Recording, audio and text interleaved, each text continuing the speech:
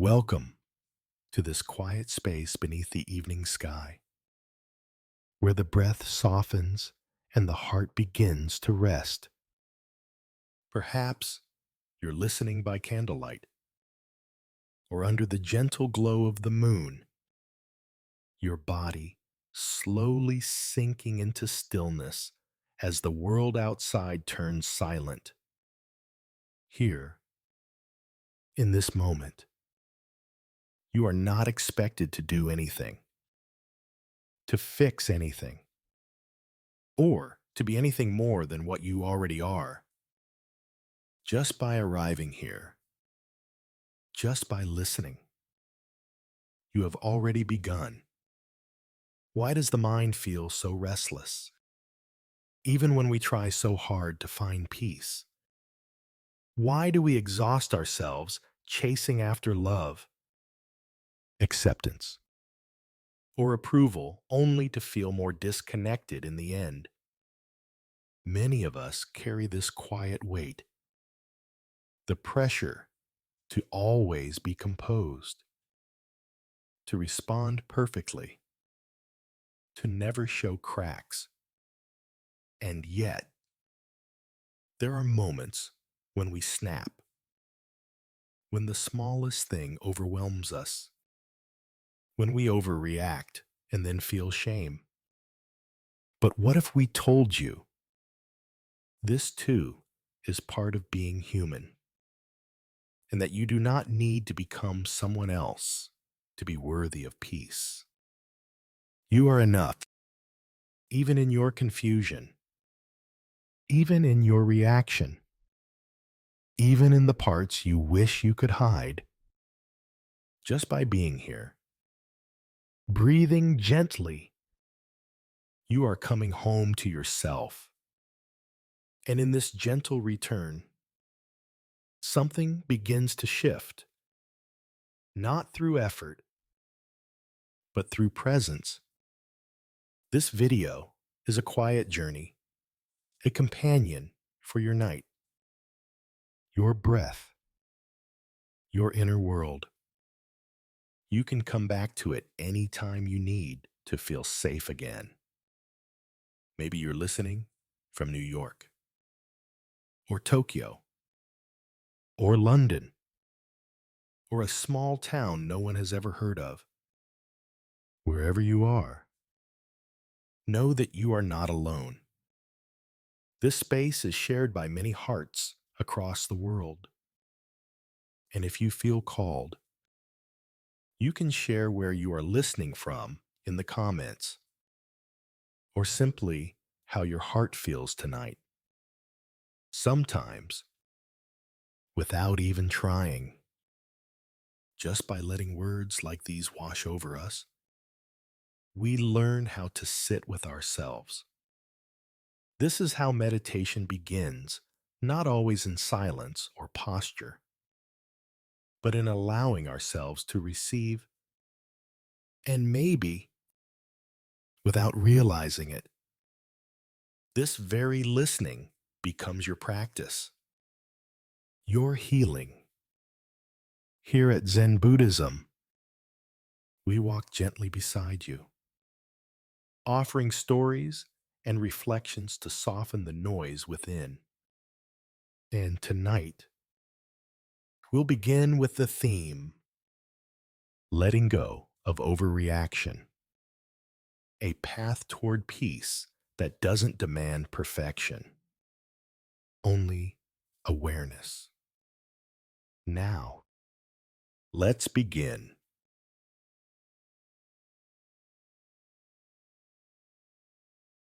The morning started like any other, rushed and sleep deprived. Everything already felt late, even before the day truly began. The alarm had gone off too late. The house felt colder than usual. He threw on a wrinkled shirt and walked into the kitchen. His daughter sat swinging her small legs from the chair. Her hair was messy. Her face is still soft with sleep. She smiled gently and spread butter on a piece of toast. It could have been a precious moment, but he didn't notice it. His mind was already racing. One hand checking emails. The other is flipping eggs. The toaster beeped. He ignored it. The egg began to burn. He didn't care. Time was slipping away. The pressure to get to work on time was building fast. He snapped. Hurry up.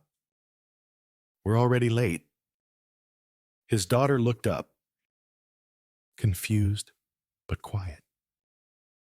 Then she reached for the orange juice, trying to pour it herself. Maybe she just wanted to help. Maybe she wanted to feel grown up. But the carton was too heavy. And in one quick moment, the juice spilled across the table, onto the toast, down to the floor, even soaking into his shoes. And that's when he exploded. The words came sharp and too loud. He didn't mean to shout that much, but the anger rose like fire. He scolded her for being clumsy, for not asking, for making a mess when they didn't have time for this. She froze, her small hands still midair, her mouth open in a silent O. She didn't cry. She just stood still, like a startled animal waiting to see if it was safe. He stormed off to change his shoes, muttering under his breath, throwing on his coat, grabbing his bag. He didn't look back at her face, didn't ask if she was okay. He only felt tired, overwhelmed, like everything in life was falling apart. And she had just stepped into the wrong place at the wrong time. When he came back to the kitchen, she was gone. The toast sat there soggy with juice. The floor was still wet. Near the fridge, he saw her drawing notebook left open. He stepped closer. There was a crayon picture of a house, a sun, two stick figures holding hands. Next to it, in crooked letters, it read, "I'm sorry for the juice. Please don't be sad, Daddy." He stared at the page. His chest tightened, not with anger, but with quiet regret. A deep, slow ache. He realized what he had done. He hadn't shouted at her because of juice. It had nothing to do with juice. It was the email from last night saying we need to talk. The stress at work. The nights of no sleep. The weight of trying to hold everything together when he didn't even know how to hold himself. And she, the person he loved most in this world, had taken the hit. He sat down, still wearing wet shoes. The kitchen smelled of burnt eggs and oranges. And he just sat. Then he closed his eyes. He breathed, not the loud, frustrated kind, but the deep kind. The kind that reaches the belly. The kind someone once told him creates space between emotion and reaction. He got up. I walked to her room, knocked softly. She opened the door quietly, not angry, just unsure. He knelt down, holding the picture, and asked, "Did you draw this for me?" She nodded. "I'm sorry," he said. I yelled, but I wasn't really mad at you. I was mad at everything else, and I let it come out on you. That wasn't fair. She nodded again, then whispered, I thought maybe you didn't love me anymore. His heart broke. He pulled her into his arms. Never, he said, I love you always. Even when I get mad, even when mornings are hard, they stayed like that for a while. Breathing together, her small head on his shoulder. The kitchen was still messy. The traffic outside was still bad. But at that moment, it didn't matter anymore. Later, they cleaned up together, laughed when they found juice in her shoes, too, made fresh breakfast, left the house a little late, but much lighter. That day was still full of challenges, but after that moment, they didn't seem so sharp anymore. Sometimes the alarm that wakes us isn't the clock. It's a crayon drawing on the fridge. And sometimes what matters most isn't being on time, but pausing long enough to see who we're speaking to breathe, and to remember what love looks like when we're tired. Let that feeling stay a little longer. Just breathe out gently and let the story rest where it needs to rest. The world can wait a little longer while we soften and come back home. Sometimes it starts with spilled juice, but it never ends there.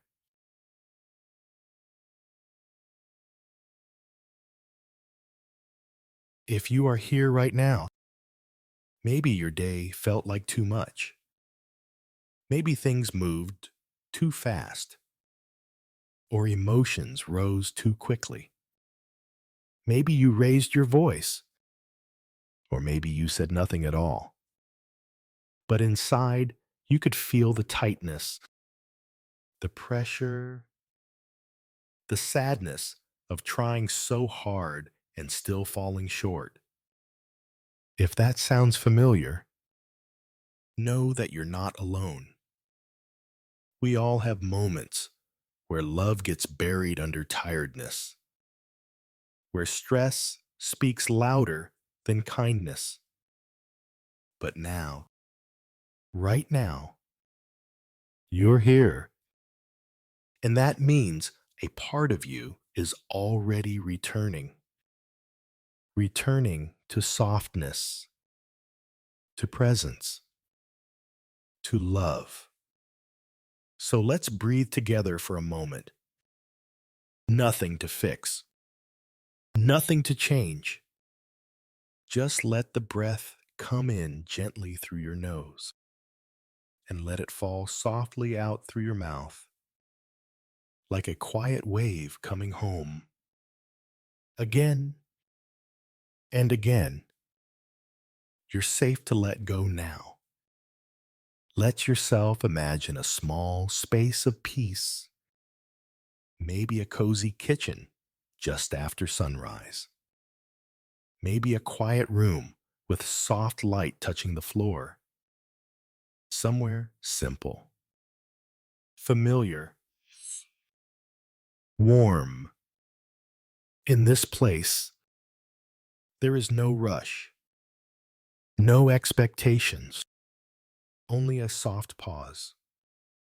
Feel yourself sitting there, the chair holding your weight, the quiet around you. Maybe you notice a drawing on the fridge, a small reminder that love still lives here, even when things feel messy. You don't need to do anything. Just be with that image, with the warmth it brings. Now notice the thoughts that come and go, like traffic outside a window. Some may be about what happened today. What went wrong? What could have been different? That's okay. Let them pass through without holding on. Let each thought rise and fall like a wave. Maybe one says I should have handled that better. Maybe another says I'm tired of always trying. Just notice them. Breathe through them. You don't need to argue or explain. Only observe. The way a sky holds clouds without needing to change them. Now, bring your attention to the body, to the places where tension might still linger. Your jaw, your shoulders, your hands. See if you can soften them, even just a little. Feel the support beneath you, the ground still holding you. No matter how heavy the day has been, feel the breath gently moving through your belly. Low and slow, letting your body know it's safe now. You don't have to carry everything alone. Let the warmth of that breath spread through your chest, your back, down to your legs, all the way to your feet. Your body doesn't need to be perfect. It just wants to feel cared for. Start here.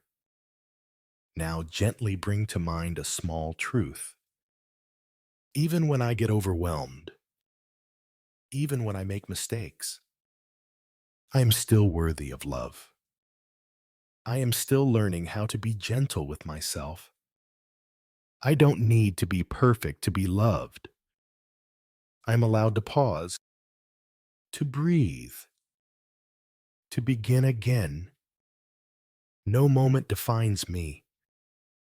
What matters is the space I create after, the space to repair, to return, to soften. Say that to yourself now, in whatever words feel right. I am returning. I am softening. I am still in love. Now, let the breath carry you gently downward into the softness of the night. If thoughts try to pull you back, let them drift by like distant lights. You don't need to follow. Let your body grow heavier with each exhale. Your shoulders falling, your chest rising and lowering like a quiet sea. The day is done, and you did what you could. That is enough for now. Let your mind rest. Let your heart soften. The world can wait. For now, just sleep. Just breathe and come home to peace. Other times, the storm comes from within, echoes from the past. We didn't know, we still carried.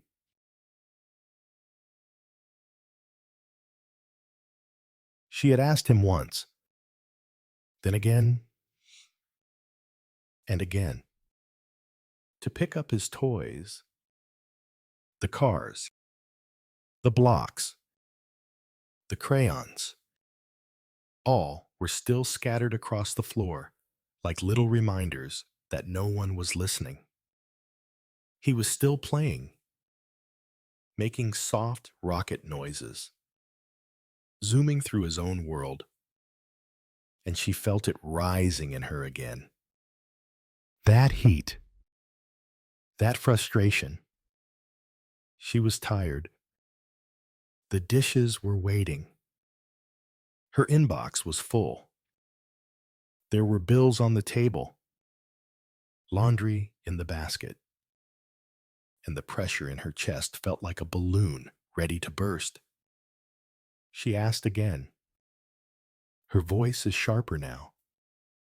He didn't look up. Something inside her snapped. The words came out louder than she wanted. I said, clean up. Now. Her voice echoed in the room. He froze, the little spaceship in his hand still midair.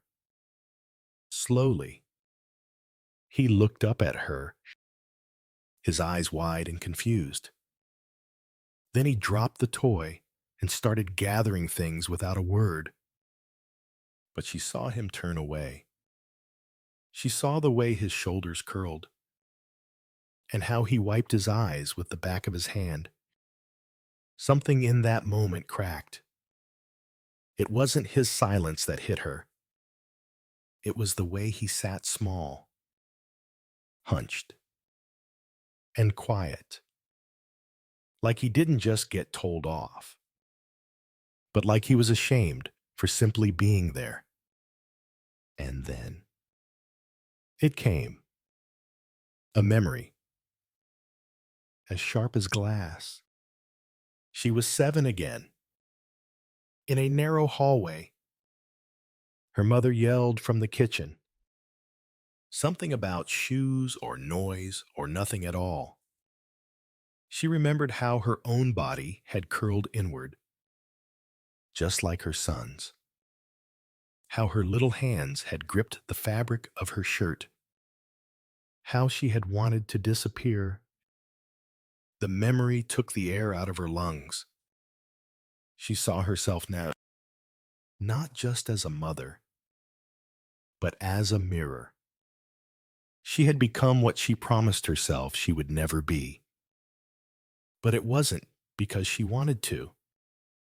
It was because she was exhausted. Because no one ever showed her another way. Because that voice lived inside her, inherited and rehearsed. She knelt down beside him. She didn't know what to say at first. Her throat was tight. Her chest felt heavy. But her hand reached out gently and touched his back. He flinched slightly, but then leaned into her.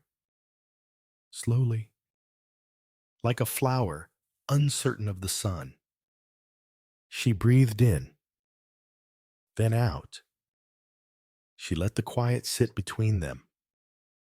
Then she whispered, I'm sorry. She hadn't said those words out loud in years. Not like that. Not to a child. Not to herself. His little face turned toward her. His cheeks were red. His eyes are still wet. But he looked at her with something that wasn't anger. It was hope. Or maybe trust. He didn't say anything. He just leaned closer. And she wrapped her arms around him. They sat like that on the floor, surrounded by plastic toys and gentle silence. She closed her eyes. She breathed again. This time, slower. And in that stillness, she realized something important. We don't break cycles with big declarations. We break them with small moments like this, with awareness, with softness, with apologies whispered in quiet rooms. Her son eventually picked up another toy. She helped him gather the rest. There was no more yelling. Just simple movements. Done together. She didn't talk much. She didn't try to explain everything. She just stayed near, present, willing. That night, after he had fallen asleep, she passed by the hallway mirror. She paused. Her reflection looked tired. Her hair was messy. Her eyes were soft, but rimmed with exhaustion. She looked at herself the way she had looked at her son earlier, not with blame, but with kindness. She placed a hand on her own chest and whispered again, "I'm sorry." And maybe that was for him. Or maybe it was for the little girl still living inside her, the one who was never told it was okay to be overwhelmed, the one who learned silence instead of softness. She turned off the light. The house was quiet. But this time, the quiet didn't feel empty. It felt safe. She knew there would be more days like this. More toys on the floor. More bills. More long afternoons. But now, she also knew there was another path. She didn't have to be perfect. She just had to be awake. Aware. Willing to begin again. And that would be enough. Enough to change her home. Enough to change her voice. Enough to teach her child that love is louder than anger. And gentleness, even when delayed, still matters.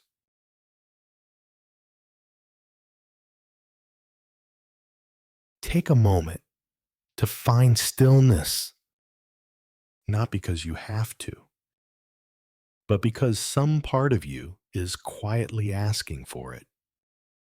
Not the part that holds it all together, but the part underneath, the one who gets overwhelmed, who says things too loudly, too quickly, then wishes she hadn't. The part that tries so hard to be good, to hold space for others, to show up again and again, but sometimes cracks open from the inside. Maybe you're listening to this now with a heavy breath, or a heart that's just a little too tight.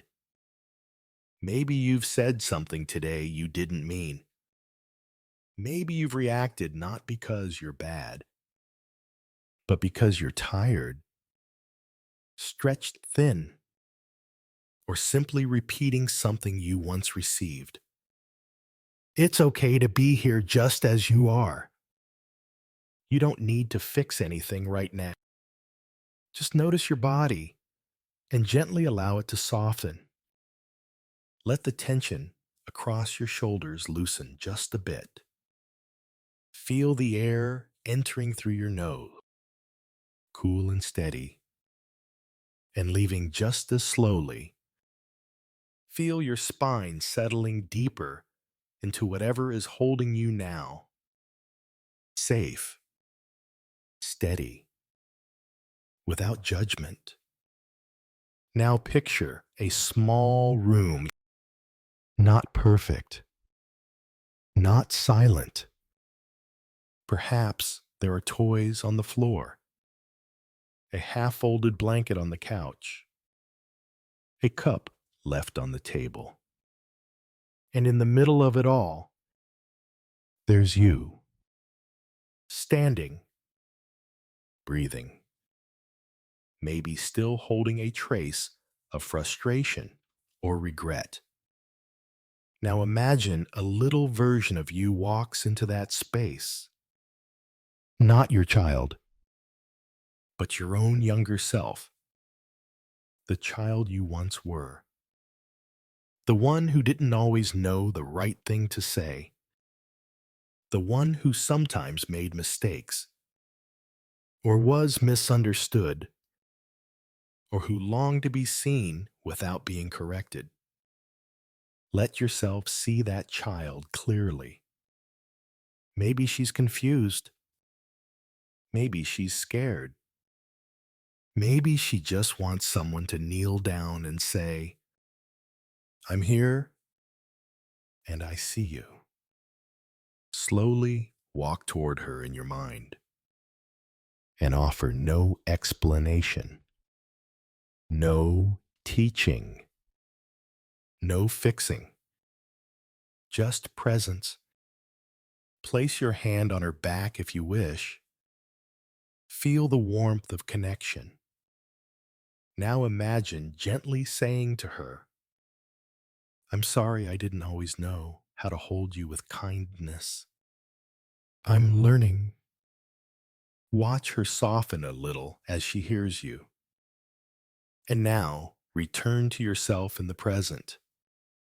You are still learning, still becoming, and your reactions, while painful at times, are not who you truly are.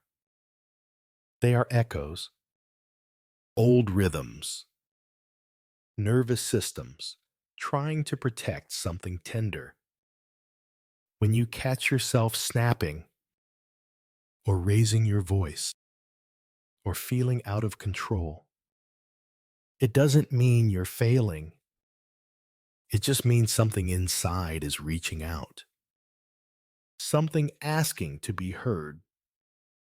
Can you pause with it now? Without shame, without pushing it away. Let your thoughts come and go, like clouds passing across a wide sky. Let every judgment soften. You are not your last reaction. You are the breath that comes after, the silence that follows, the choice to stay present. Now, bring your awareness back to your body. Feel your hands. Feel the air across your skin. Feel the steady rhythm of your breath in your chest. You are here, and you are okay. Notice where your body is supported, by the bed, or the floor, or the chair. You don't have to hold anything alone. Let your belly soften. Let your jaw release. If there are tears, let them fall. If there is nothing, that's okay too. Just stay with what is, gently and honestly. Now say softly within yourself, I am learning. I am allowed to grow. Welcome. I see MTs. I am allowed to return. I forgive the moments when I didn't know better. And I choose now to begin again. Not perfectly, just honestly. Not with control, but with care. And now, if it's time to sleep, let the edges of your awareness dissolve. Nothing to analyze, nothing to fix, no role to play. Let the child inside you rest. Let the mother inside you rest. Let the whole of you rest until morning comes. In peace, in kindness, in softness, and in love.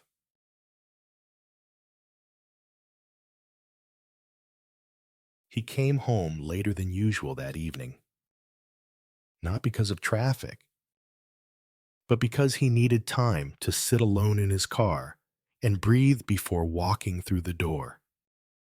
He knew dinner would be on the table. The lights already turned on. Her phone probably in her hand, and the quiet tension of a tired house hanging in the air. He walked in and took off his shoes slowly, placed his bag down like always, trying not to let the weight of the day follow him into the room.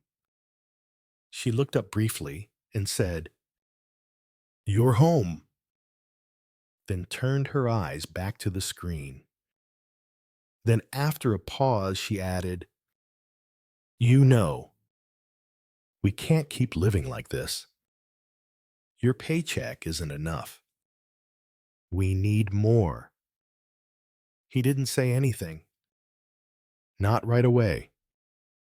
He stood there for a second, then turned away and walked toward the bedroom. His jaw tight, his breath shallow. A few seconds later, the sound of the door closing echoed through the hallway, not slammed, not loud, but full of something unspoken. She didn't follow him. He sat on the edge of the bed, looking down at his hands, and something inside him sank low, heavy like wet stone. It wasn't just about money, and he knew it.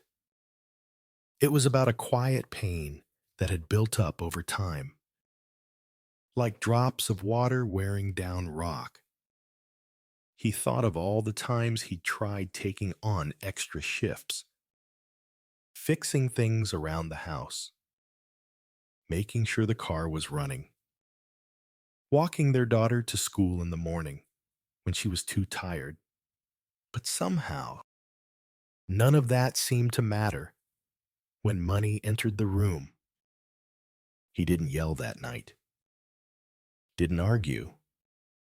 He brushed his teeth in silence, lay down beside her with his back turned, and closed his eyes without sleeping.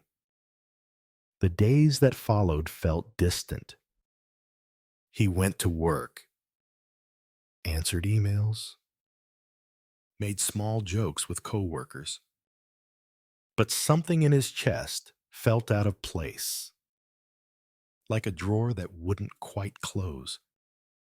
He replayed the words she said again and again, not because they were cruel, but because they touched something inside him he couldn't quite name. On the third evening, he sat at the kitchen table with a pen and a small piece of paper folded from a notebook.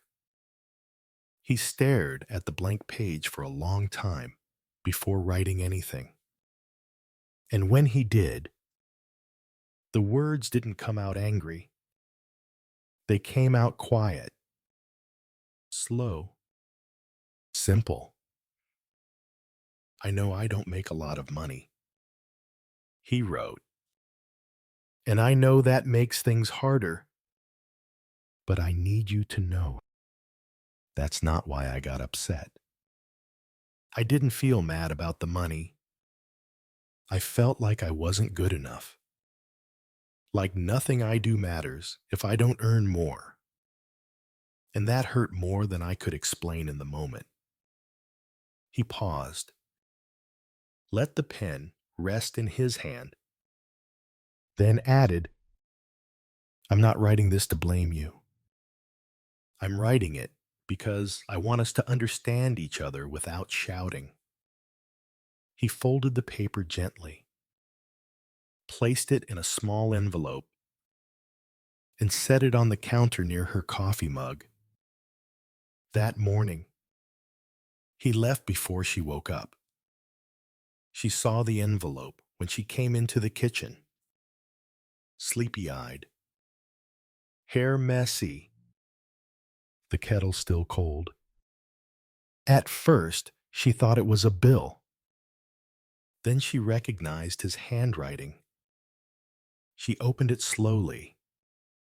Read it once, then again. Her eyes didn't fill with tears right away, but something inside her softened. She sat down, placed her hands on the counter, and exhaled in a way she hadn't in a long time. That evening, when he came home, the lights were warm. The room smelled like ginger tea. She looked up when he walked in. She didn't say, "You're home like before." Instead, she stood, walked over, and placed her hand gently on his chest. "I read your letter," she said, "and I'm sorry I made you feel that way."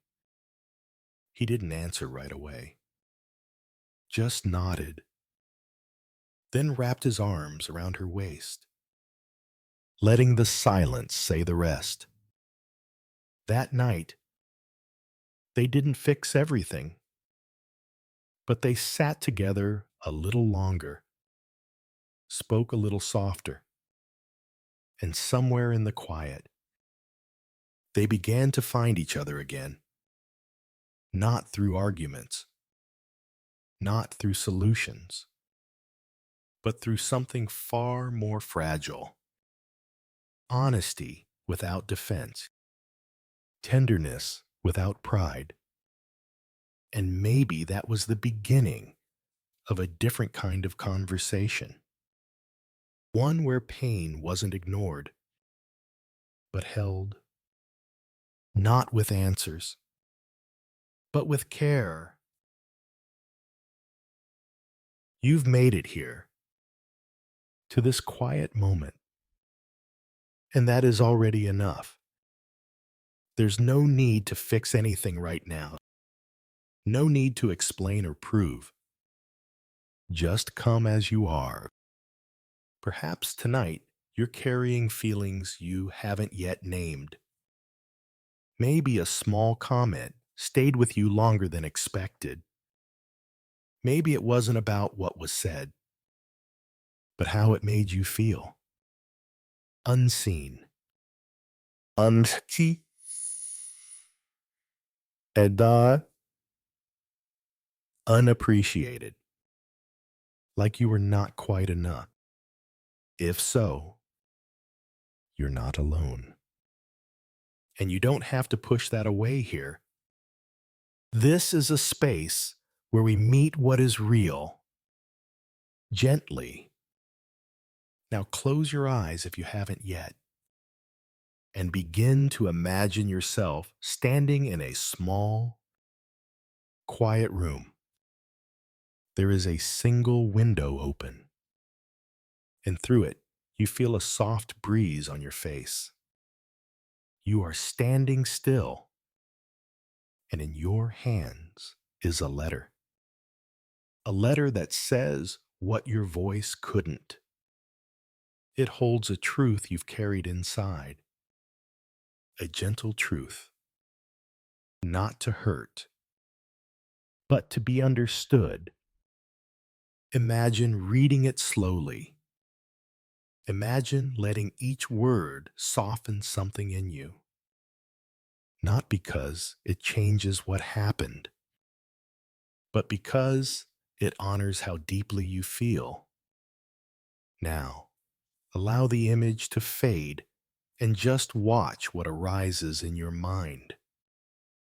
You might notice a thought trying to explain, or defend, or replay something over and over. That's okay. See it for what it is: a thought, not a truth, not a threat, not something you need to hold on to. You can let it pass and come back to this breath, this body, this moment. Now, shift your attention to your body. Notice where it feels tight. Maybe the chest or shoulders. Maybe the stomach. No need to judge. Just feel. Now take a slow breath in. And as you exhale, imagine that part softening just a little. Again.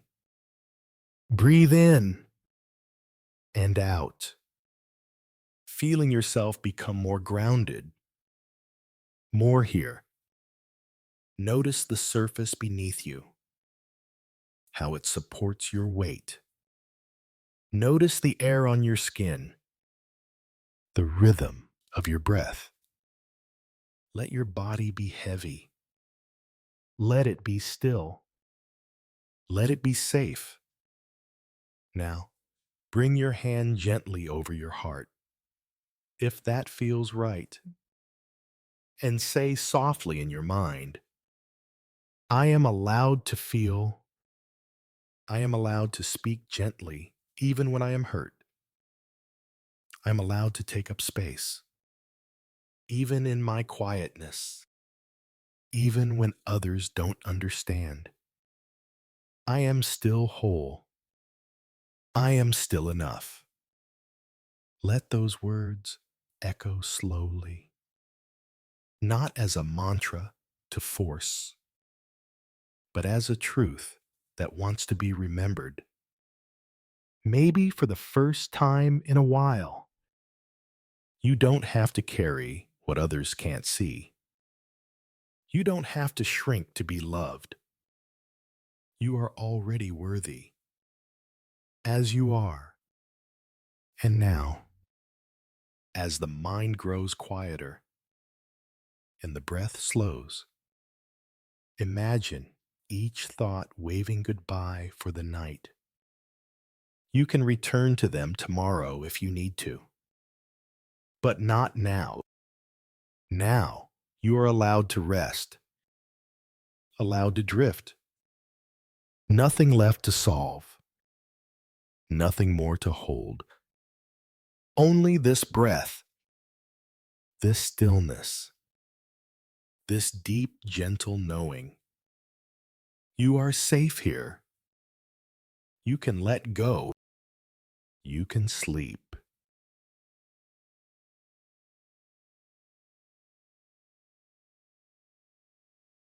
He wasn't sure when worrying had become his bedtime routine, only that somewhere along the way, rest had started to feel like a luxury he couldn't afford.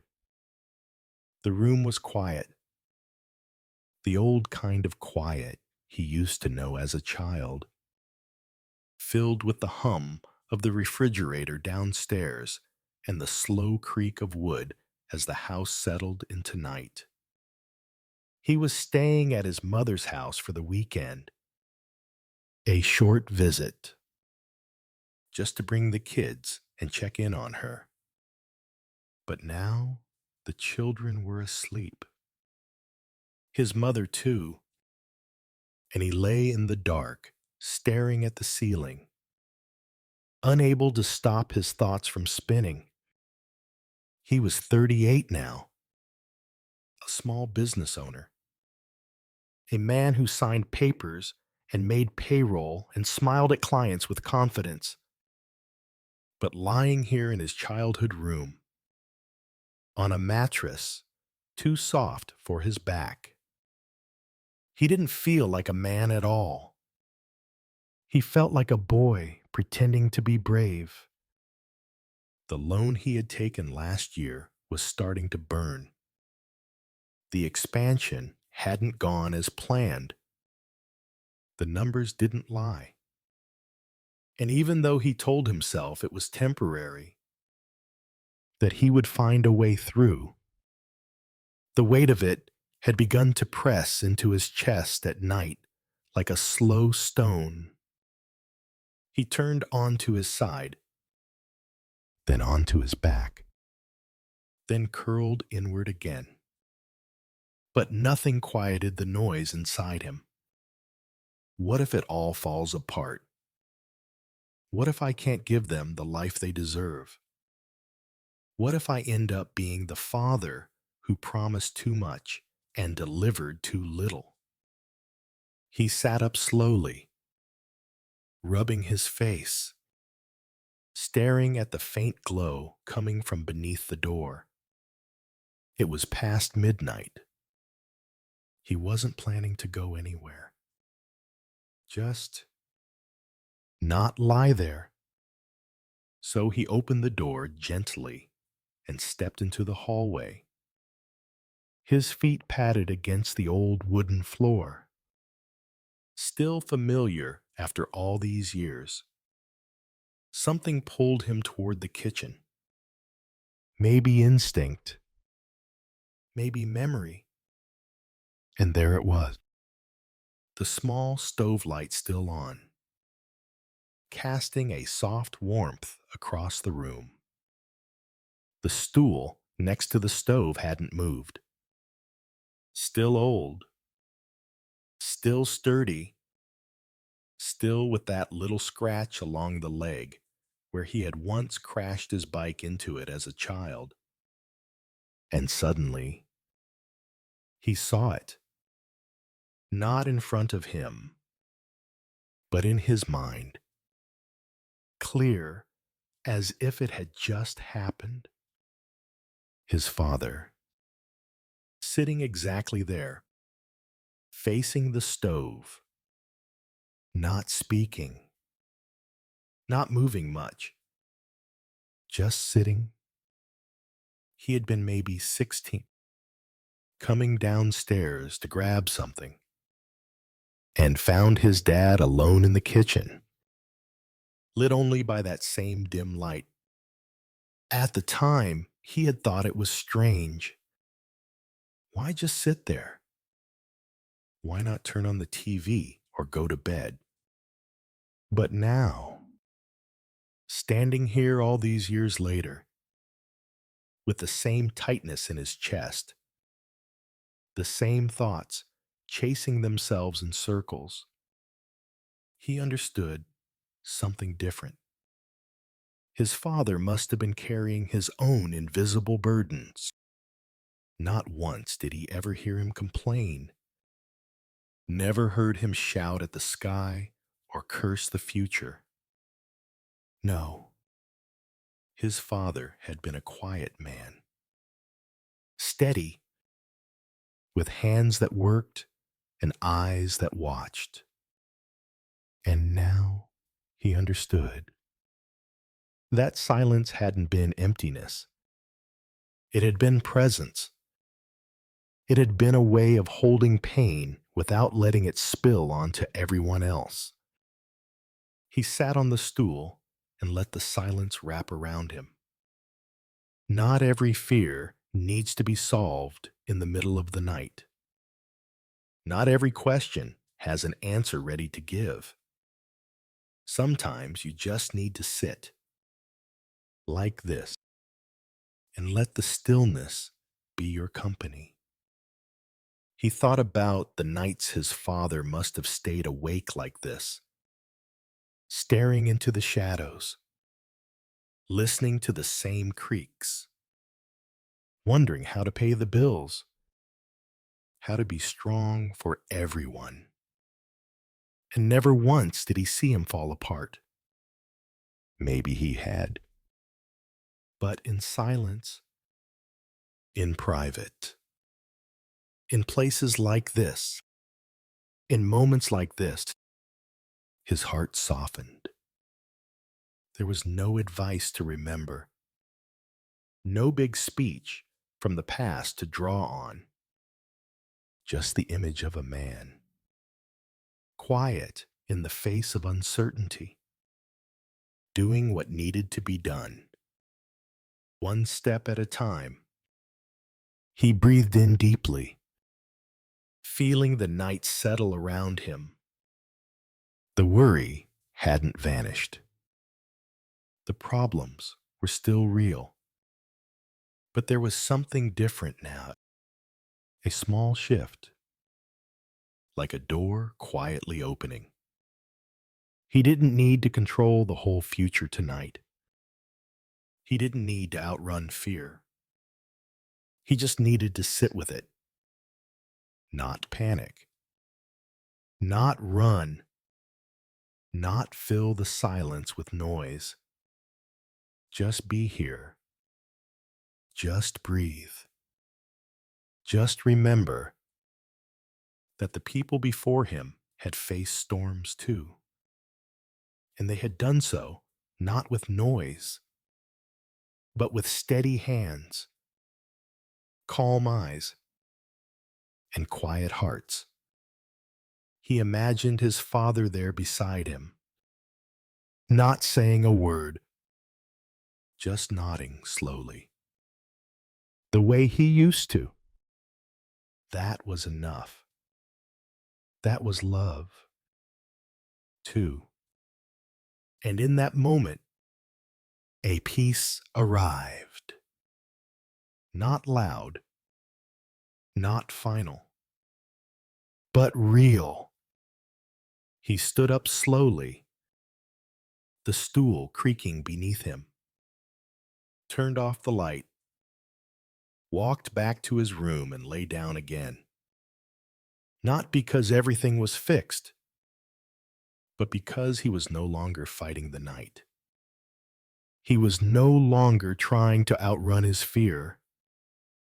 He had seen his father's silence, and he understood now that the answer wasn't in control, but in presence. Not in knowing every step ahead, but in taking the next one quietly, simply, say, fully. And with that thought, he finally closed his eyes. And this time, he slept. Something heavy but familiar.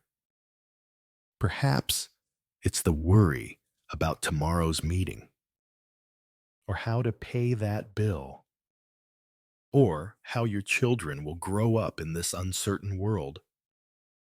Notice what you are gripping so tightly.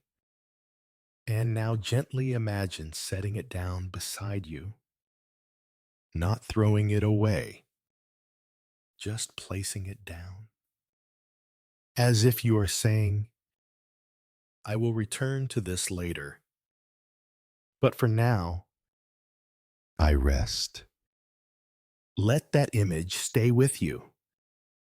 Your hands open now, your shoulders soft, your breath a little deeper. Now picture yourself standing in a quiet room at night. Maybe your childhood kitchen, or a room that feels safe. Warm light falls gently on the floor. Outside, the world continues, but inside, everything is still, and you are simply here. Not the planner, not the fixer, not the parent or the provider. Just a person, breathing, being. Let this room be your present moment. Let it hold you. There is no future inside this room. There is no past, only the soft hum of now. Let your thoughts move gently across your mind like leaves on a river. You don't have to stop them. Just notice what's appearing right now. What part of your life is trying to be solved in your head? What if is knocking at your door? Maybe it says, what if I fail? Or what if I'm not enough? Notice it. Breathe with it. And then gently say to yourself, not now. Not tonight. I will return to this tomorrow if I need to. But tonight, I rest. Now bring your attention slowly to your body. Notice where your body touches the bed or floor. Feel the weight of gravity holding you. Nothing to lift, nothing to hold. Allow your jaw to soften, your shoulders to drop just a little more. Your hands loosen. Feel the blanket over your skin, the quiet air around you. Feel your breath in your belly, rising and falling, like gentle waves on a quiet shore.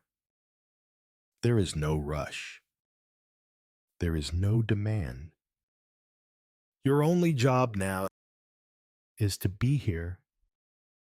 If fear appears, let it come and let it pass, like a visitor at the edge of your awareness.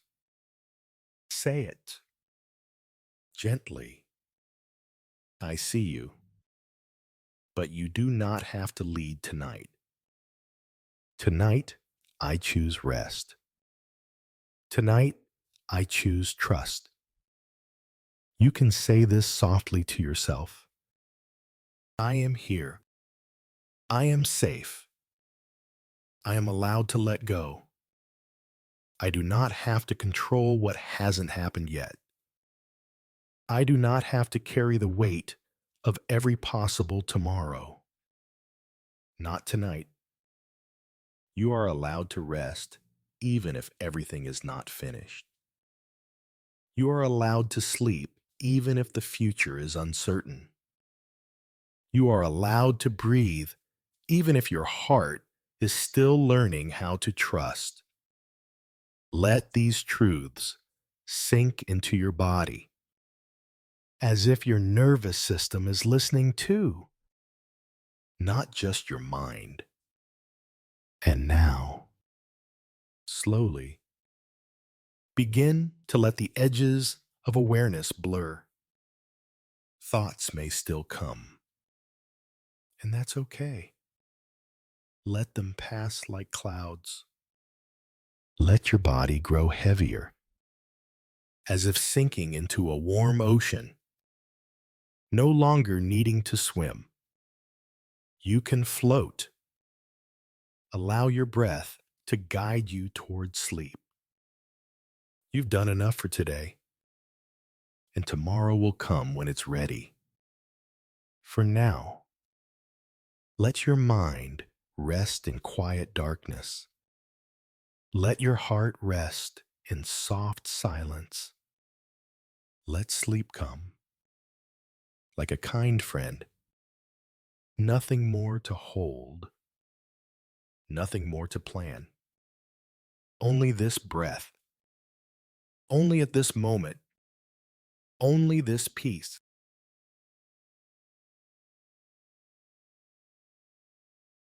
There are certain questions that feel heavier than they should be. Simple words that hit like pressure points. For him, it was always the same one. The one his mother asked nearly every day. Did you eat? She would text it. Say it on the phone.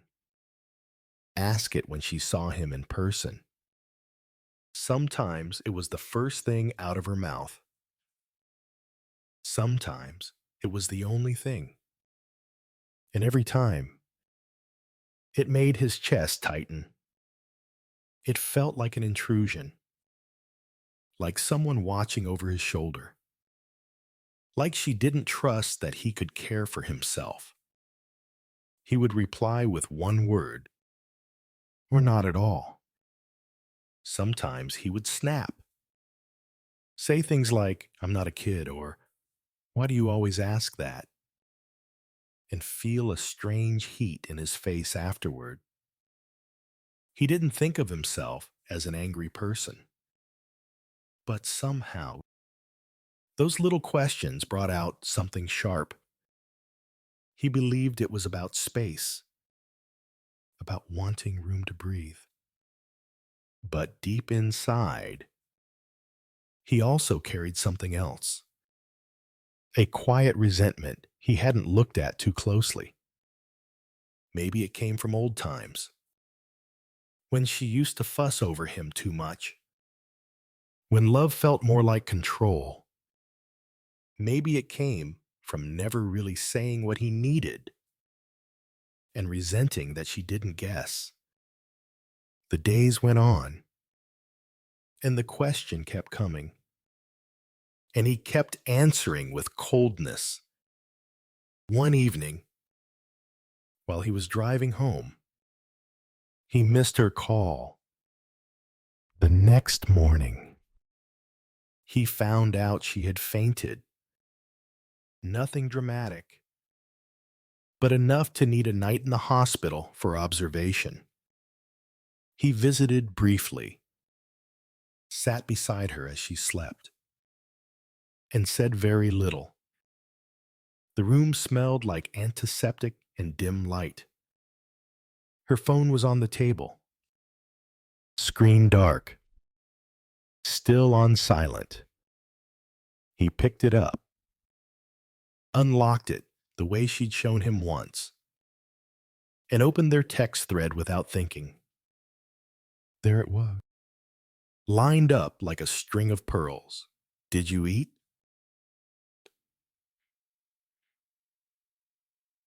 Have you eaten yet?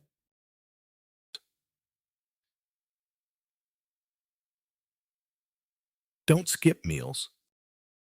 Okay? Sometimes it came with a heart emoji. Sometimes just a few dots. Almost every message he hadn't answered.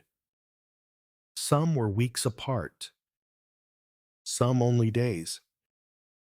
He kept scrolling, further and further back, until he reached a photo from years ago. His graduation. Her beaming face. His stiff smile. He had forgotten she sent it. He closed the phone and stared at the wall. Something in his chest began to shift. Not in a dramatic way. Not like a movie scene. Just a slow softening. Like ice loosening under the sun. He began to understand. Not in his head, but in his body. That her question had never been about food. It had never been about control. It was her way of staying close, of showing care in a language she knew. It was love, unpolished and unspoken. She hadn't grown up with big hugs or long talks. She showed love through reminders and worry, through asking if he'd eaten. And he, with his adult pride and buried hurts, had mistaken it for something else. He didn't feel guilty, at least not in the way that was crushed or shamed. It was more like sadness, mixed with tenderness. He wished he had seen it earlier. He wished he had said thank you. But more than that, he realized he still could. The next day, when she was home again, resting in her own bed, he made her soup. Nothing fancy, just something warm and simple. When he handed it to her, she looked at him, surprised. Did you eat? She asked, out of habit. This time, he didn't roll his eyes. He just smiled and said, yeah, and you should too. He sat beside her, and they ate in silence. No big speech, no dramatic apology, just presence, just warmth. And from that day, the question felt different. It still came. She still asked, but now he heard what was behind it. He could let it in without pushing back. And when he had children of his own someday, he imagined he might ask them the same thing. Maybe not in the same words, but with the same heart. Because sometimes love doesn't sound like poetry. Sometimes it sounds like checking in, like repetition, like reminders to eat, or sleep, or wear a coat. Sometimes it comes out awkward and clumsy, wrapped in habits we don't understand until we almost lose them. And that's okay. We don't have to wait until someone is gone to hear them clearly. We just have to listen again, maybe more slowly this time, and let the sharpness soften into understanding. Sometimes the things that bother us most are not what people say, but how they say it, their tone, their timing, their repetition. And slowly, we build a wall without noticing. Tonight, let's not fix or argue with anything. Let's simply open a little space for what might be hiding underneath the surface. Not every clumsy question is an attempt to control you.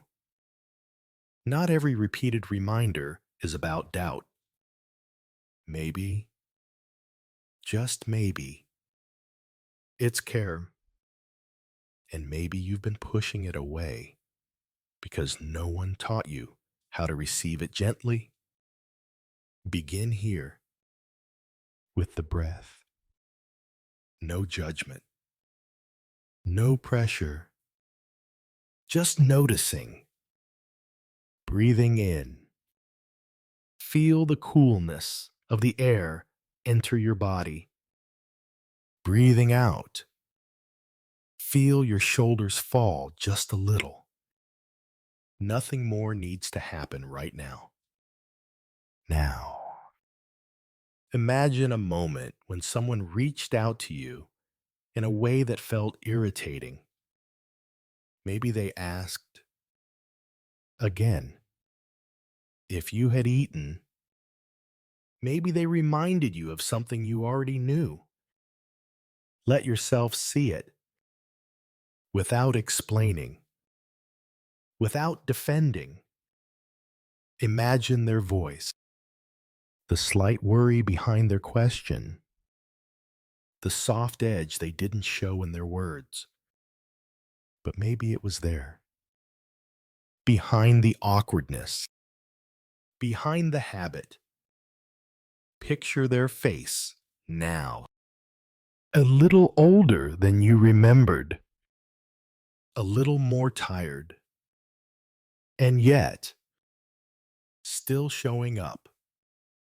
Again and again. In the only way they knew how.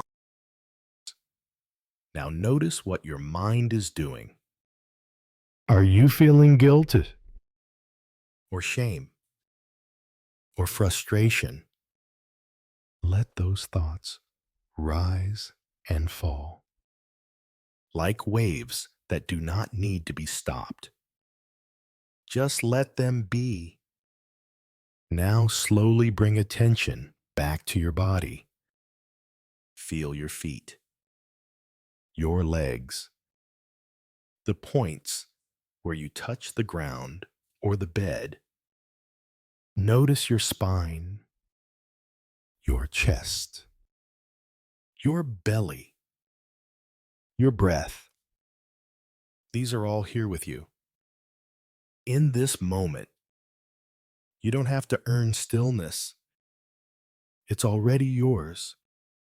Feel your arms resting, your fingers soft, your face unwinding. You are safe here.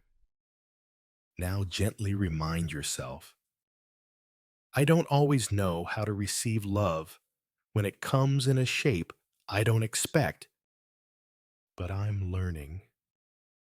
I'm learning to listen more slowly. I'm learning to see beyond the words. I allow myself to feel care, even when it sounds awkward, even when it's wrapped in concern.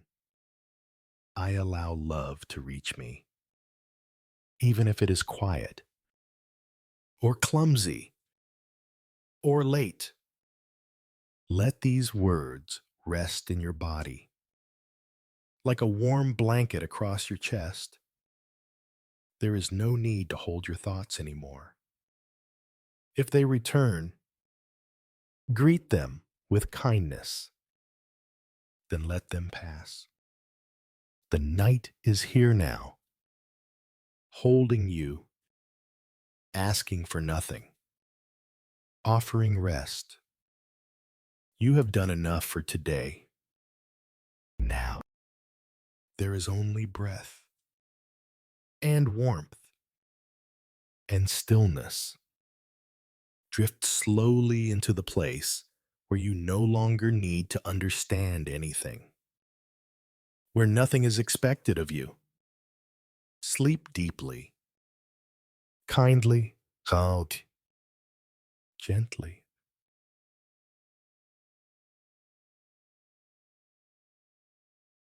It started the way so many days do, with a plan that was already running late, a list of errands, deadlines, responsibilities all stacked one after the other, like dominoes. And he thought he could manage it. He really did, until the traffic came, and then the waiting, and then the slow crawl forward that felt like punishment more than progress. And somewhere between the third red light and the fourth impatient honk from the car behind him, something inside him snapped. He picked up the phone to call his wife. Maybe to vent. Maybe to feel less alone in that moment of pressure. But the words came out sharp. Too sharp. Louder than he realized. Filled with blame and frustration. And all she said on the other end of the line, in the softest tone that didn't match his heat, was, "Do you hear the way you're speaking?" And that landed harder than he expected. Like someone holding up a mirror he didn't ask for. And suddenly, the anger didn't feel justified. It felt exposed, raw, ungrounded. And without a word, he hung up. Not out of disrespect, but out of something else. Embarrassment, maybe. Or the slow, creeping realization that the volume of his voice had nothing to do with her and everything to do with him. He pulled over at the next exit, found a quiet little coffee shop he'd never noticed before, the kind with chipped mugs and old wooden chairs that creaked when you sat down. And he ordered something simple, something warm, something to hold. And he sat there alone, no phone in hand, no distractions, just him and the dull hum of the espresso machine and the faint sound of jazz playing from a corner speaker. And for the first time in days, he felt still. Not because everything was fixed, not because the traffic disappeared or the stress evaporated, but because the noise in his mind finally had room to slow down. He stared out the window and watched people walk by. Strangers going about their lives with tired eyes and distracted footsteps. And he thought about all the times he'd spoken harshly without meaning to. All the moments he'd let the pressure leak out in words that couldn't be taken back. and he realized something deeply uncomfortable, but true, that he wasn't actually angry at the world. Not really. He was just tired, so incredibly tired, of holding everything in, of pretending to be fine, of always having to be the one in control, the one who had it all together. And that tiredness had been living in his voice, in the sharpness of his tone, in the way he sighed a little too hard when things didn't go right. And now, sitting in the quiet with no one to perform for, no one to impress, he could finally hear it.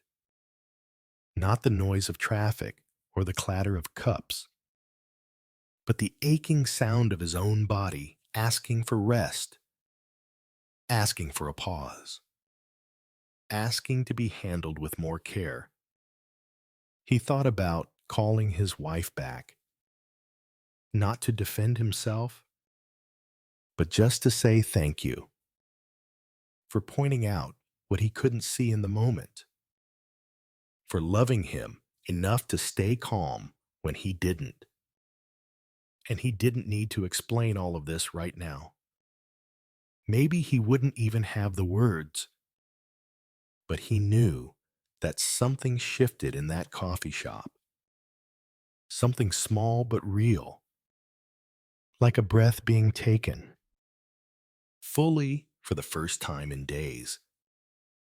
And he promised himself quietly that next time, just maybe, he would pull over sooner, before the anger, before the words, before the sharp edges, because no one deserves to be on the other end of that. Not his wife, not the barista who messes up an order, not the person who forgets to reply to a text, and especially not himself. And with that thought, he took another sip, feeling the warmth spread through his chest, not from the coffee, but from the recognition that what he needed wasn't control, wasn't speed, wasn't more productivity, but this quiet moment of return, this softness, this space where he didn't have to be anything other than a man who is learning.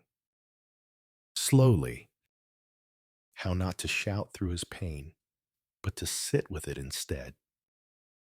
And in that, there was peace. If you're listening right now, maybe there was a moment today or sometime this week when something small pushed you over the edge. A sound, a delay, a comment, a glance. And before you even had time to think, something inside you reacted. Maybe it came out as a sharp tone, a sigh, a slammed door. Or maybe it was silent, just a storm brewing beneath your skin. And now, maybe there's a part of you that feels guilty or confused or just tired of it all. But let's pause here, because you don't need to fix anything tonight. You don't need to explain your reactions. You don't even need to understand them fully. This is just a place to rest, to gently look within without judgment, to be with whatever is here now. Maybe your reaction wasn't really about that moment. Maybe it came from exhaustion, from caring too much for too long without space to breathe. Maybe it came from a part of you that was stretched too thin. And tonight, we offer that part something new, not more pressure, but peace. Now imagine yourself in a quiet space. It doesn't have to be real, just somewhere your body feels safe. Maybe you're sitting by a window in a quiet cafe, hands wrapped around something warm, no phone, no obligations, just you and the sound of the world moving slowly outside. Or maybe you're on a park bench as the sun begins to set, watching people walk by, each carrying their own invisible weight. And you feel yourself not needing to rush anymore, not needing to say anything, just sitting there, breathing, watching, letting it all be exactly as it is. And now, turn gently inward, as if your thoughts were clouds slowly drifting by. Notice them without grabbing on. Let them come and go. Maybe one thought says, I shouldn't have reacted like that. Or, why do I always lose it? Or I'm tired of apologizing. Whatever comes up, just see it.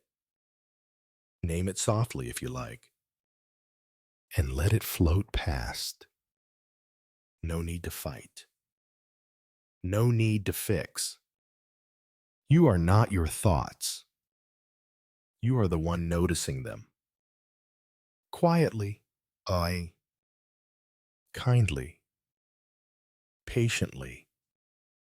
Now, bring your awareness to your body. Not to change it, just to feel what's already here. Notice where the tension rests, maybe in your chest, your shoulders, your jaw, maybe in your hands. Clenching, without you realizing, breathe into that space. Not to force it to relax, but to let it know you see it. You're here. You're listening. With each breath, soften just a little more. Feel the ground beneath you holding you up. Steady and unmoving. You are supported, even now.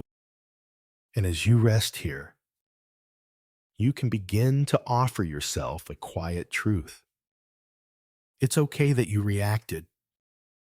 It's okay that it was messy. It's okay that you're human. Say to yourself gently, I am learning to pause before I explode. I am learning to breathe through the pressure. I'm not in my worst moments. I am allowed to feel, to release, to rest. I don't have to carry everything alone. Each breath is a new chance to begin again. So now, let the thinking mind begin to soften. If your thoughts come, let them drift. If your body wants to sink deeper, let it. You don't need to stay alert. You don't need to follow every word. Let this be your space to simply exist. Nothing more. No more reactions. No more roles to play. Just your breath and the quiet rhythm of stillness wrapping around you. You are safe now. You are home. And if sleep finds you, let it take you gently. And if you stay a while longer, that's okay too. Either way, you are exactly where you need to be. Let go. Breathe. Rest.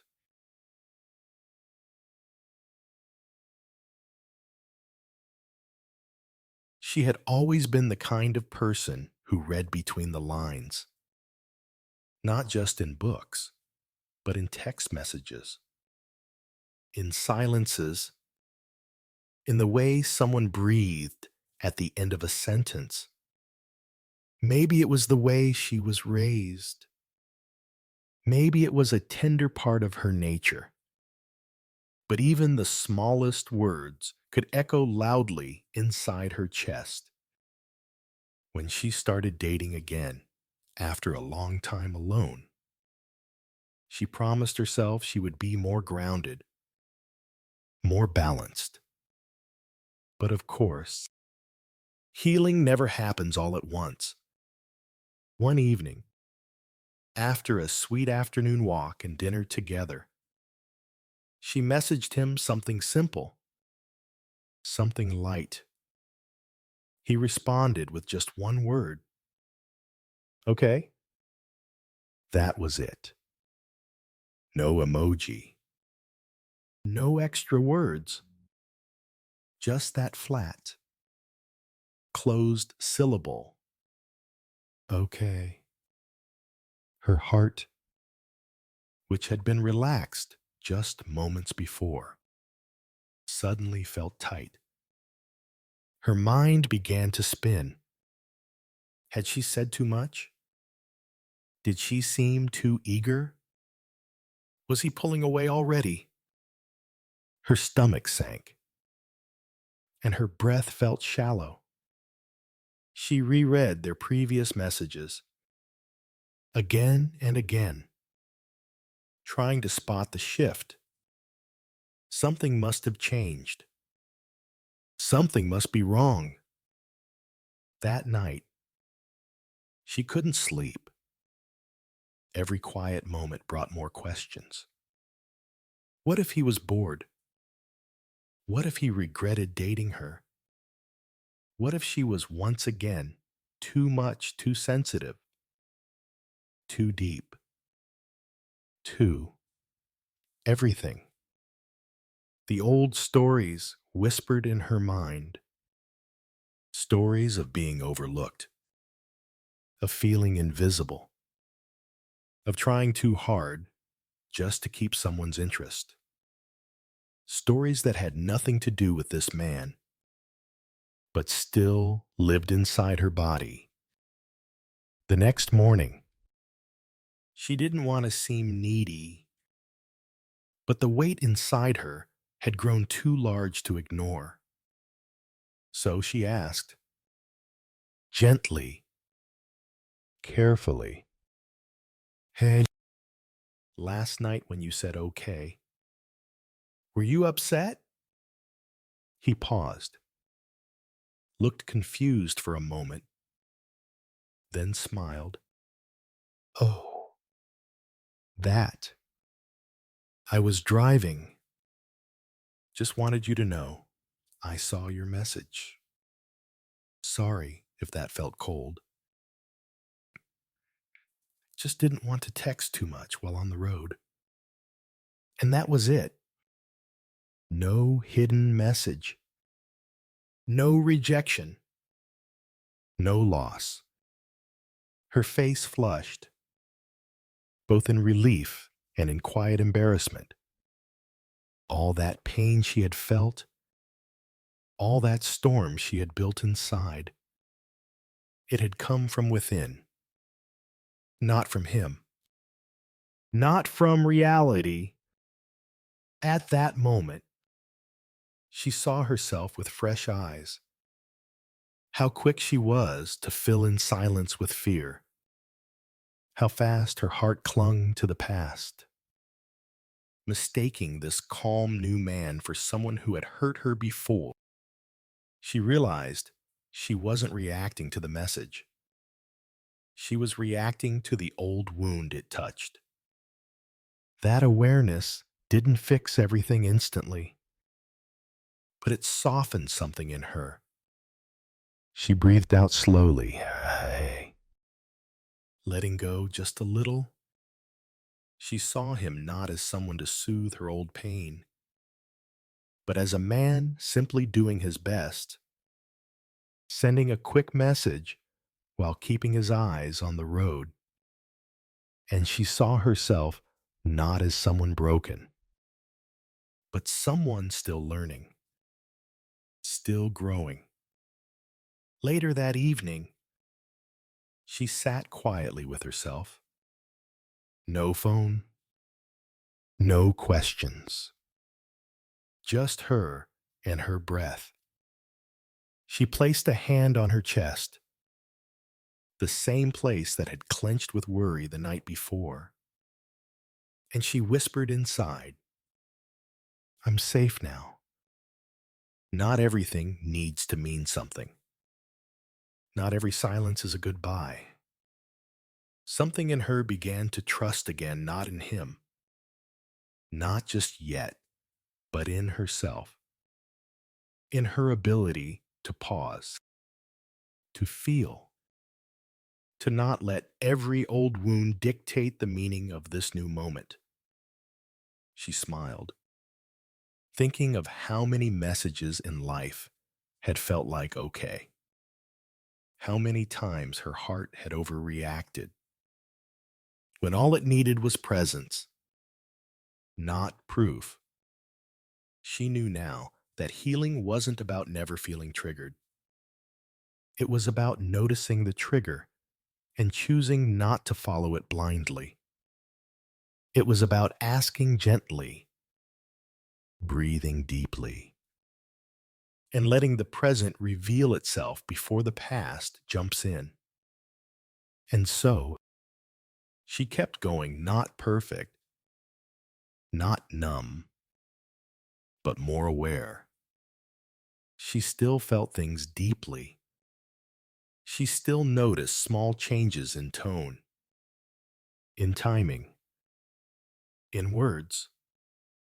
But now, she had one more tool in her heart, the ability to pause, to breathe, to ask, and maybe most importantly, to not assume the worst. She kept the message on her phone, not because it was romantic, but because it reminded her of a turning point, a simple word that almost took her away from herself, but instead brought her back.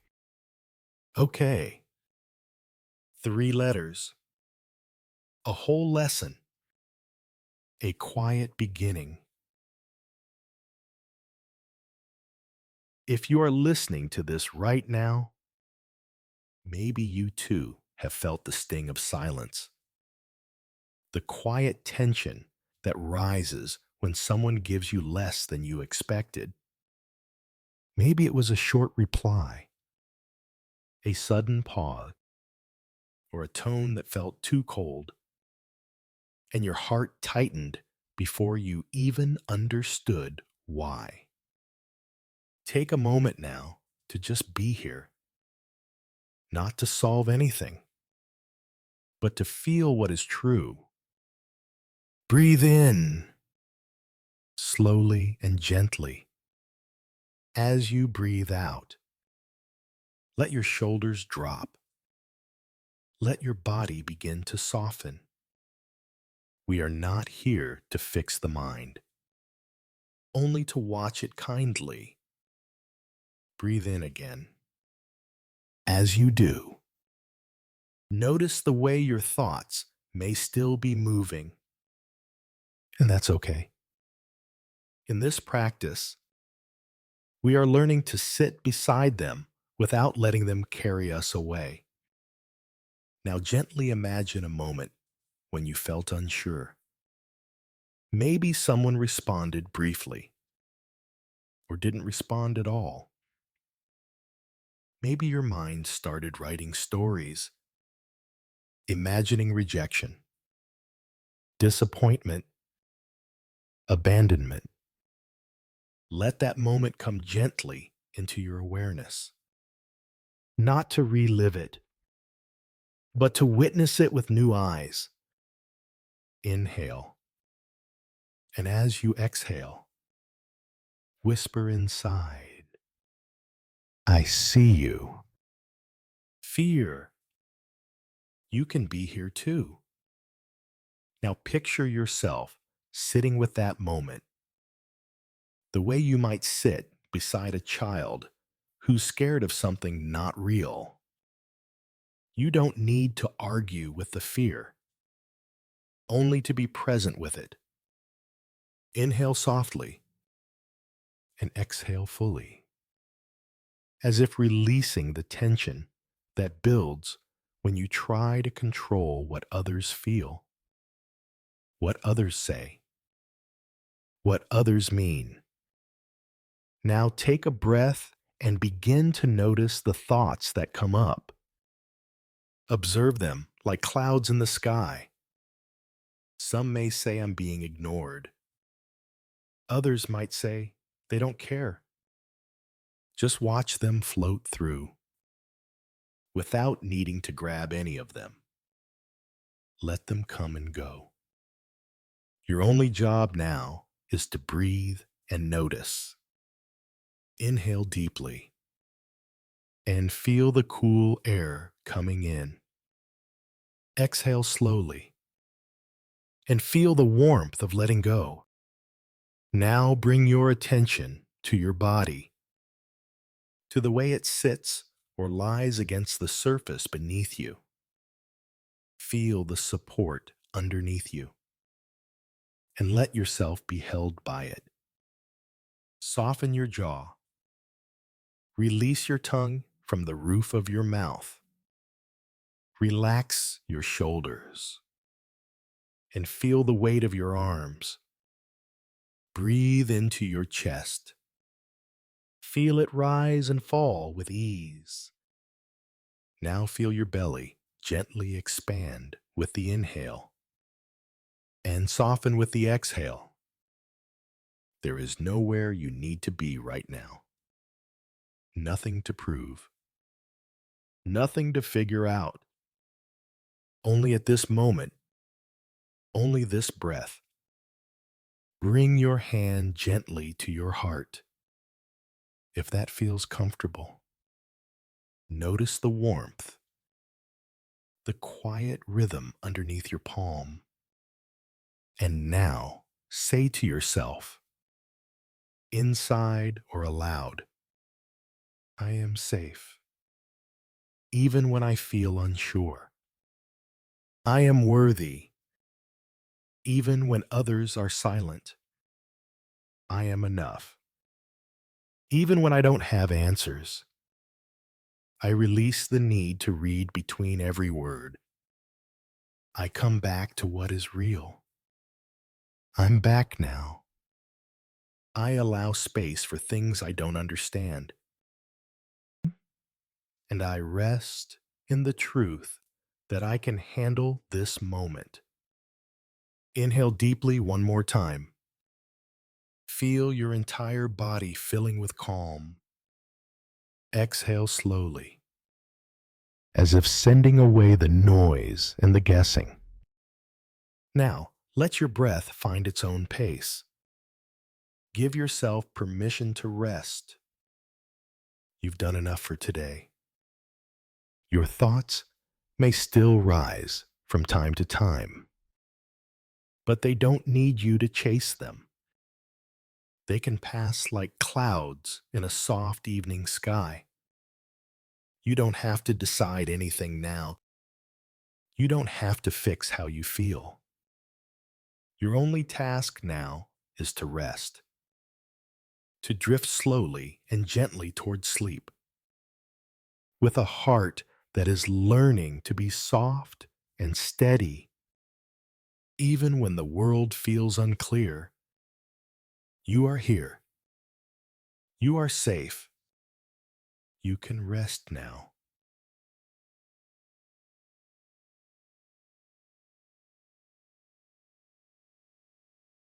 Some moments don't look like much from the outside, but inside, they open something deep. This wasn't a big crisis. No raised voices, no dramatic changes. Just a woman, a quiet office, and one email. She was in her mid-30s, dependable, sharp, always the first to reply, always careful. She had learned, somewhere along the way, that being careful meant being safe. She checked every word twice before hitting send. That day, she had worked hard on a proposal and sent it off to her manager, hoping it would go unnoticed in the best way. No edits, no complaints. But the reply came back sooner than expected. It said only this: let's review this again. Some sections need adjusting. That was all. No warmth, no smile, just a few direct words. Her stomach sank. She stared at the screen, trying to breathe. Her eyes blurred. Before she could stop herself, she had locked her screen, left her desk, and found a quiet corner of the hallway. Tears came without permission. In her chest, a tight, painful thought. I failed. I must have disappointed him. What if this means something worse? What if this is the beginning of the end? She imagined being called into a meeting. She imagined losing her job.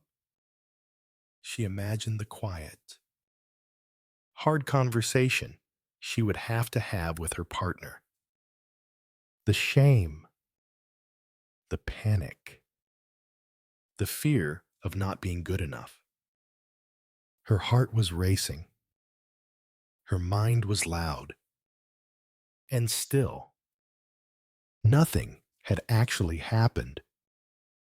The email was just a few words. After a while, she went back to her desk. She read the message again. Then she did something unfamiliar. She called her manager. She expected coldness, maybe frustration. But he picked up and said, "Oh, hey. Yeah. Thanks for sending that. It's mostly great. Just needs a small tweak in the second section. That's all." He sounded normal, casual, kind, not angry, not disappointed. He didn't even seem to remember what she had worried about for the last hour. After the call, she sat still. Something shifted inside her. The email hadn't crushed her. Her fear had. The words had been neutral. But the voice in her head had told a story. A story about not being enough. About being replaceable. About how one tiny mistake would ruin everything. And she believed that voice so quickly. It was the same voice that made her stay up too late, triple-checking everything. The same voice that made her say sorry when she wasn't at fault. The same voice that convinced her that love, safety, and respect were always conditional, only earned by perfection.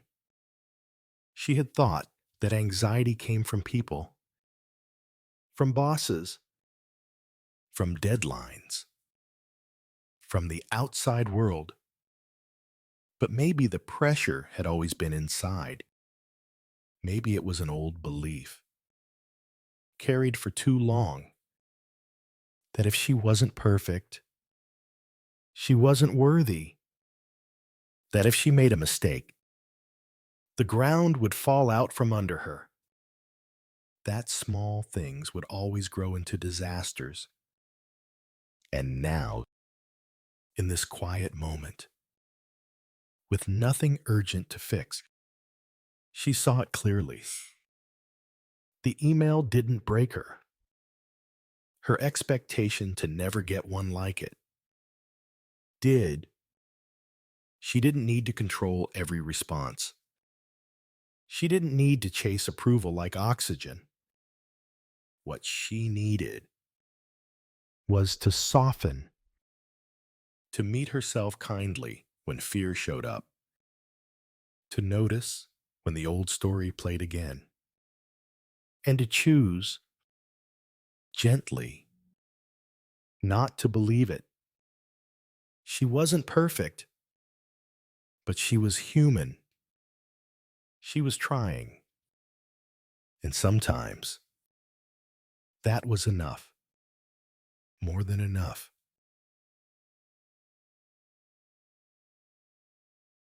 Sometimes we carry a quiet ache that's hard to name. It doesn't always shout, but it stays with us, like a soft voice asking, am I doing enough? Am I enough? If you've ever felt that subtle tension, that urge to hold yourself together, even when no one is looking, then tonight, this space is for you. You don't need to fix or change anything right now. You don't need to rise to any standard.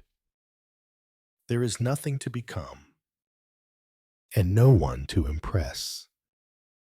There is only this breath and this moment and the quiet truth that you're already here, still breathing, still trying, still human, and maybe that's already enough.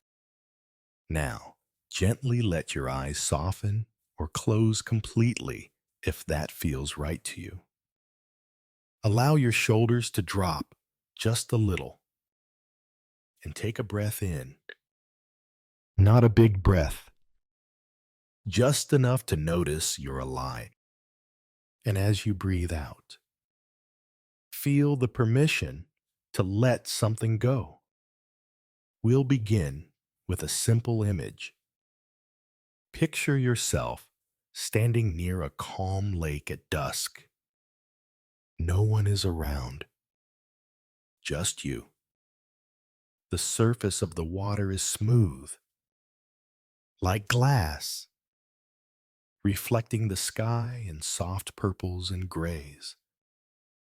You're holding a small stone in your hand, close to your chest. This stone carries the weight of not being enough, of always trying, always proving, always pushing through the doubt.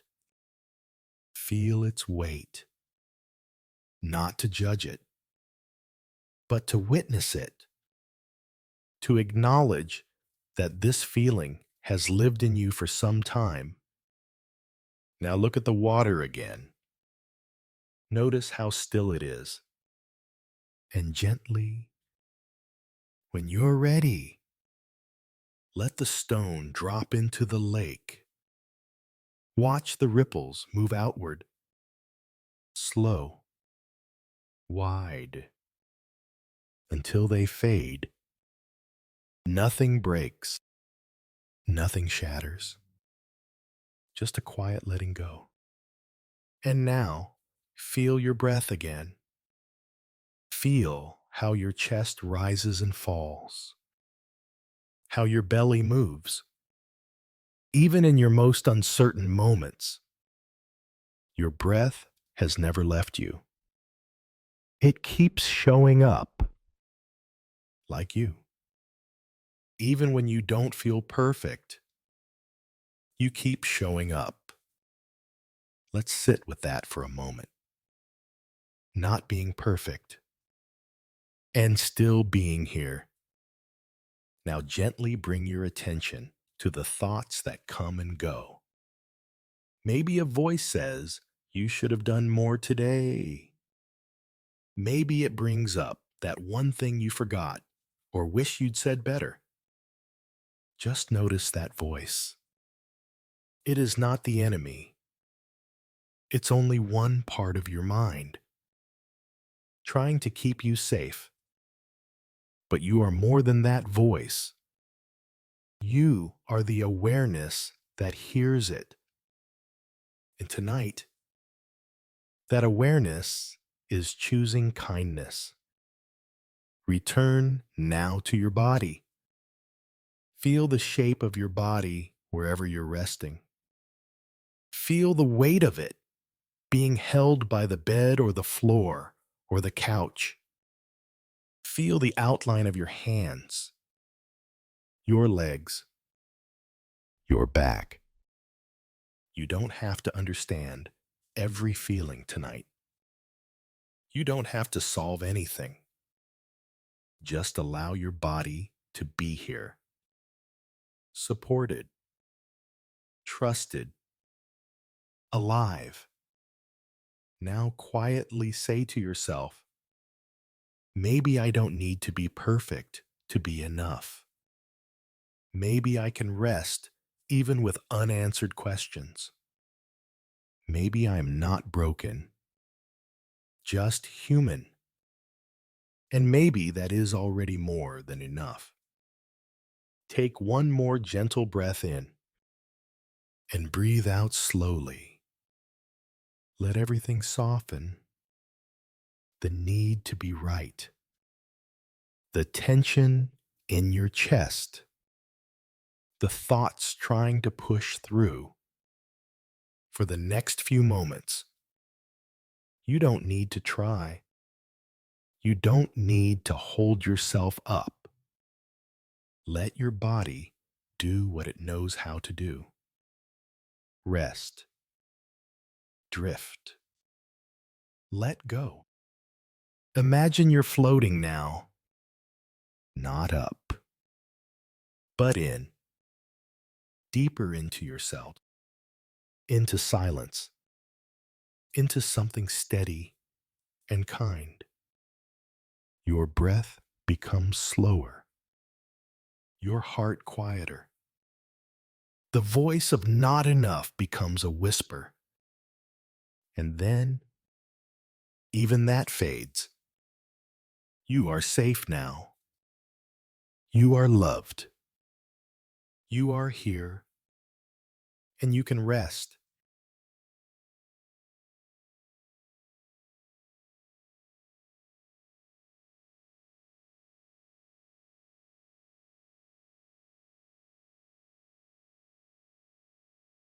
And now, as the stories settle like dust after the wind, maybe you feel a quiet shift inside, a loosening of something that's been held too tightly, a kind of soft permission to stop holding it all together.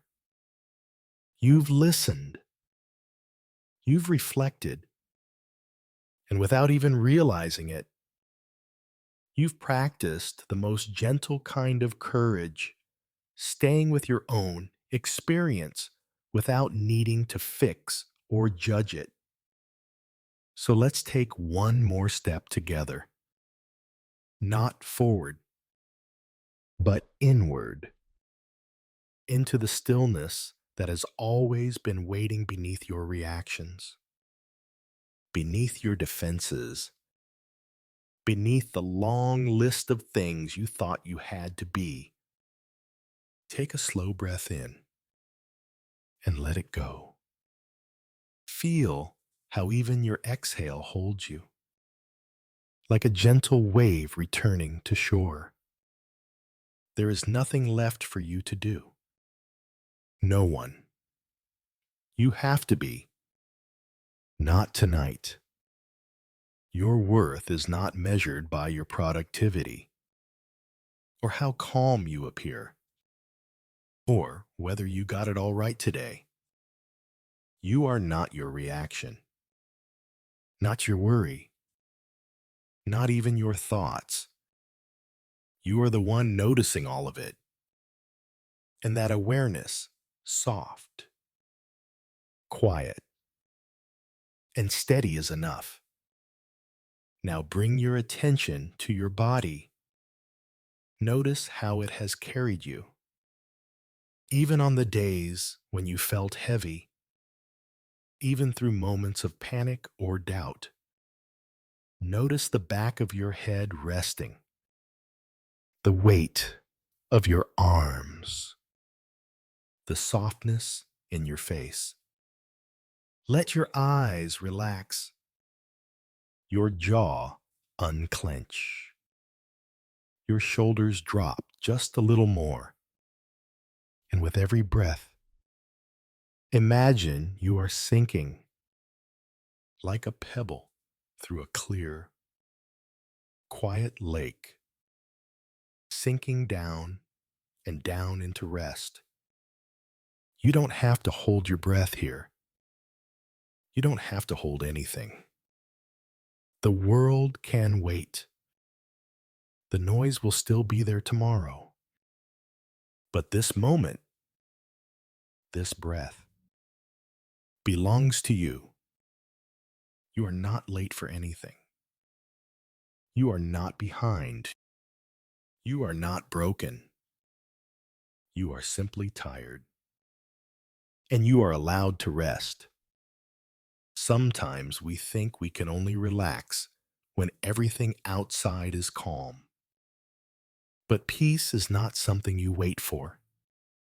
It's something you return to. And tonight, you are returning. Slowly, softly, to yourself. Let each breath become a little slower. Each thought a little quieter. You are wrapped in a stillness that doesn't ask anything of you. You are allowed to fall apart, to fall asleep, to fall gently into the arms of the night. And as the silence grows deeper, like a warm blanket around your thoughts, feel how it holds you. Feel how it says, even without words, you are safe now. It's okay now. You can rest now. Everything is okay. And now there's no more need to listen. Just the music, the breath, the soft rhythm of the dark. Let yourself drift and drift and drift. You are home.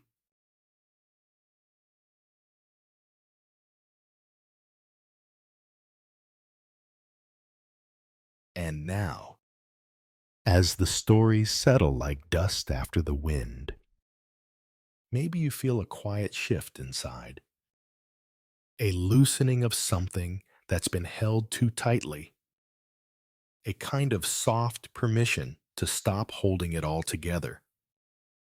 You've listened, you've reflected, and without even realizing it, you've practiced the most gentle kind of courage, staying with your own experience without needing to fix or judge it.